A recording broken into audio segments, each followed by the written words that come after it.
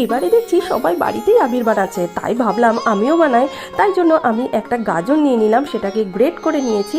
এবার পরিষ্কার একটা কাপড়ের মধ্যে রেখে সেটাকে চেপে চেপে আমি বেশ খানিকটা রস বার করে নিয়েছি, কারণ আমি এখন বানাতে চলেছি অরেঞ্জ কালারের আবির। তারপর আমি কিছুটা অ্যারারুটের মধ্যে গাজরের রসটা ভালো করে মিশিয়ে নিলাম, আর রেডি হয়ে গেল আমার অরেঞ্জ কালারের আবির। এখন আমি একটা বাটিতে উজালা গুলে নিলাম, আর তারপরে অ্যারারুটের মধ্যে সেই উজালা গলা জলটা দিয়ে তৈরি করে নিলাম বেগুনি রঙের আবির।